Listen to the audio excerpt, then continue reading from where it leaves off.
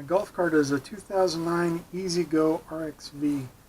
It's a fleet model. It was purchased from a local golf cart dealer, and they get all their used golf carts from the various golf courses. Every so many years they swap them all out. Problem with these is they all use the same key. So when I go to places like Fort Wilderness, where they rent these golf carts, not only does mine look like all of their green golf carts, it uses the same key. It's not a big problem if you're renting one there, but you can imagine having a private golf cart with 500 people walk around with the exact same key. Whether they realize it or not, if they hop in this golf cart that looks like theirs and puts the key in, they're gone. So, went to Amazon. I purchased a new ignition key. This is supposed to have a unique set of keys with it.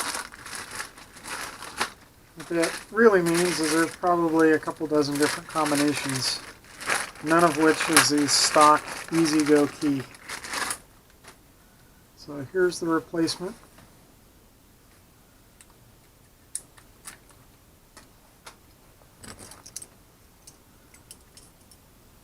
And it definitely looks different. This is my stock key. It doesn't work with the new lock, which is good. And vice versa, it doesn't even fit in the old one. So to get this panel out, there's a series of torque screws around the perimeter. And I have a Milwaukee Impact, little 12-volt model with a Torx tip on the end.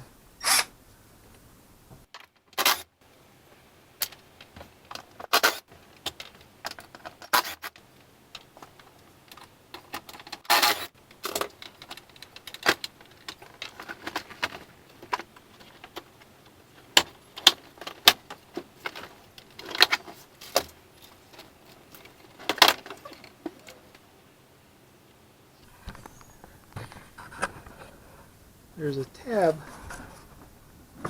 right here that plugs into that, so this has to pull this way to come out. It's been a while since I've had the dash removed on mine, so I had to relearn that. Okay. So the original harness simply plugs in. And it looks like it's just got a series of push-in clips on the sides.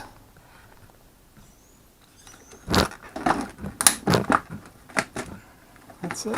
Simply squeeze the tabs and the whole thing came out. Let me get a little screwdriver and I'll pop that clip off.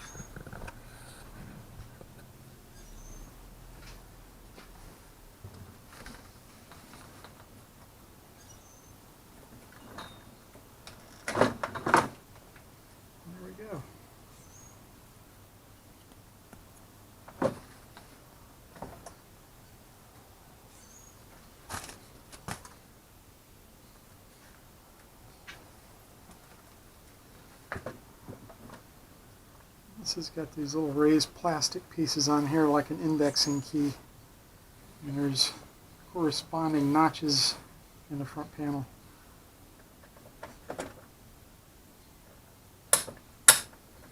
This snaps in really easy.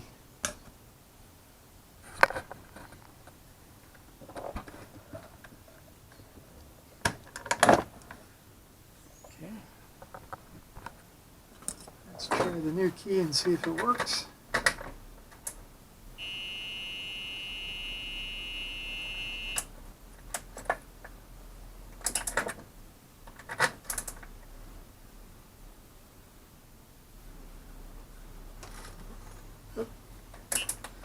Well, the reason that the solenoid didn't engage,